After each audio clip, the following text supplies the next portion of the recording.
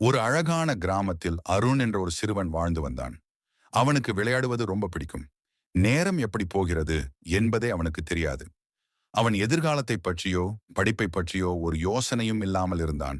ஒரு நாள் அருண் தூரத்திலிருந்து பார்த்தான்.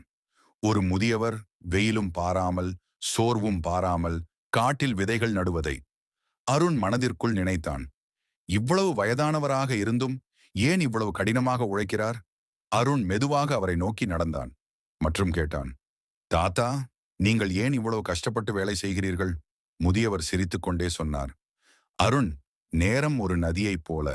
அது ஓடிப் போய்விடும், திரும்பி வராது. நாம் வீணாக்கும் ஒவ்வொரு நொடியும் முளைக்காத ஒரு விதை போலதான். அந்த வார்த்தைகள் அருணின் மனதில் ஆழமாக பதிந்தது. அவன் சிந்திக்க ஆரம்பித்தான். நான் என் நேரத்தை வீணாக கழித்துக் கொண்டிருக்கிறேனா? அந்த நாளிலிருந்து அருண் மாற ஆரம்பித்தான். படிப்பில் கவனம் வைத்தான். வீட்டில் பொறுப்புடன் நடந்தான். விளையாட்டிலும் கட்டுப்பாடு கொண்டான். ஒவ்வொரு நாளையும் மதிப்புடன் பயன்படுத்த ஆரம்பித்தான். காலம் சென்றது. அருண் வளர்ந்தான். ஒரு நல்ல மனிதனாக, ஒரு வெற்றிகரமான மனிதனாக. அவன் முகத்தில் இருந்தது திருப்தியும் மகிழ்ச்சியும்.